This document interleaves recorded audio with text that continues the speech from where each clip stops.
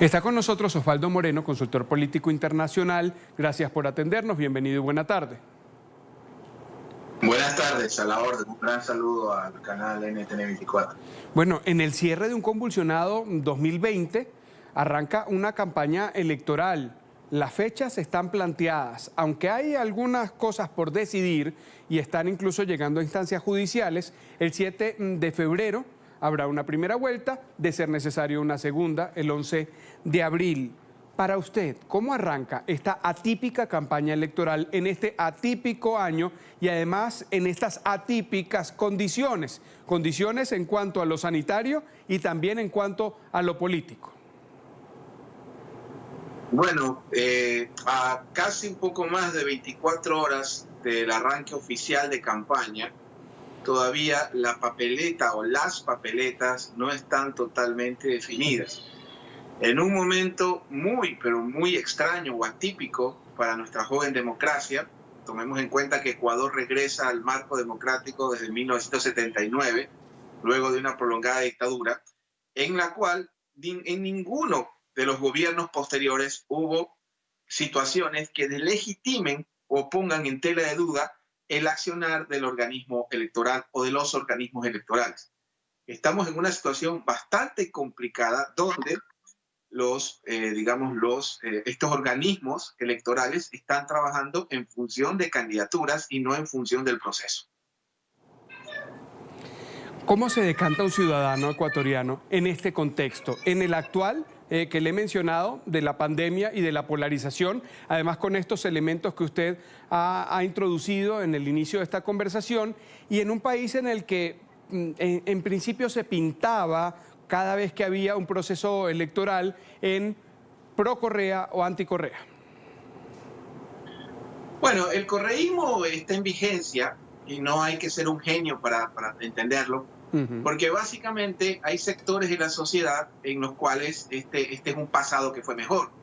Obviamente, si la vara es el morenismo o el gobierno de Moreno, que tiene una evaluación de 1 sobre 10 en las valoraciones cuantitativas de casi todas las firmas de empresas encuestadoras, si la vara es el morenismo, si la comparación es el gobierno Moreno, sin duda un gobierno que tuvo una calificación al final de 5, 6, hasta 4 sobre 10, es el parámetro en el cual estás midiendo. Entonces, eso ha mantenido en vigencia a este pasado que para algunos fue mejor, sumado al mismo gobierno que contribuyó al relato de martillo, digamos, el correísmo, con una serie de acciones judiciales, en algunas ocasiones sacando dirigentes encadenados, con problemas graves y extensos en la inscripción de esa lista, lo cual desde mi punto de vista alimentó el relato de martirio de esta fuerza que está vigente.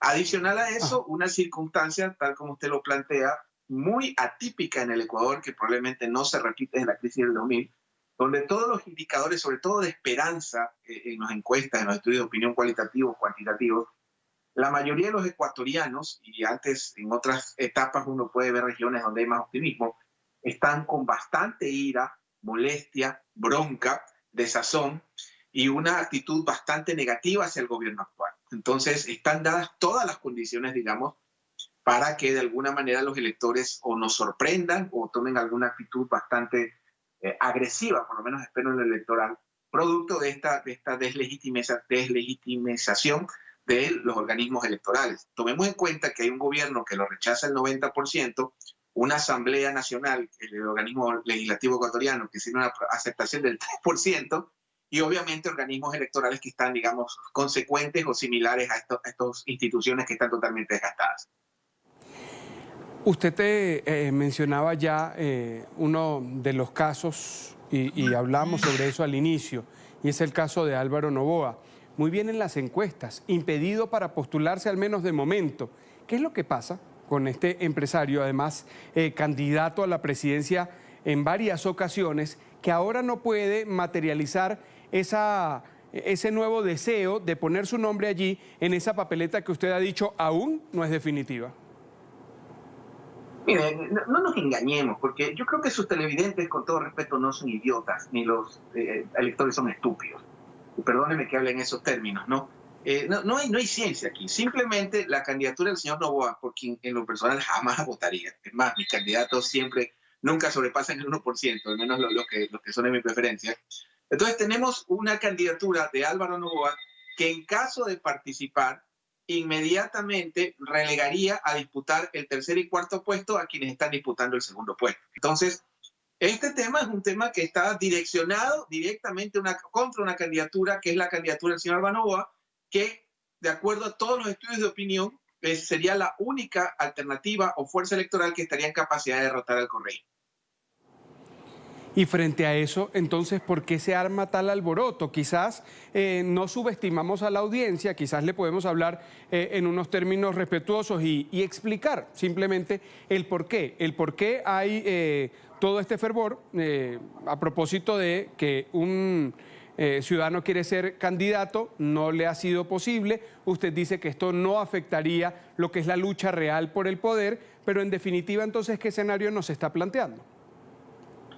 Bueno, partamos de que yo no estoy respetando a los televidentes, todo lo contrario, los estoy reivindicando, los estoy defendiendo de un insulto a su inteligencia. Lo que estoy planteando es precisamente que, en este caso, creo que la gente tiene claro de que la no participación de Álvaro Noboa básicamente es porque tiene posibilidades muy sólidas de poder, en este caso, ser la fuerza que puede enfrentarse a esta fuerza de izquierda que es el correísmo. En todo caso, esto no concluye todavía. Entiendo yo que todavía hay instancias, pero estamos, digamos, físicamente es imposible que se pudiera inscribir a todos los, digamos, la impresión de las papeletas. Se supone que eso debió enviarse el 15 de diciembre y ya estamos prácticamente finalizando el año. Entonces es una situación bastante complicada, que creo que lo más peligroso, o creo que lo más cuestionado, es que podría deslegitimar el proceso electoral. Y si eso deslegitima el proceso electoral, obviamente va a deslegitimar a quien resulte electo y por ende va a afectar la gobernabilidad en una etapa muy complicada para nuestra historia. Esperemos entonces que no ocurra por el bien de la democracia. Hemos conversado con Osvaldo Moreno, consultor político internacional. Muchísimas gracias por su tiempo. Muchísimas gracias a usted. Un feliz año y como siempre a la orden. Gracias.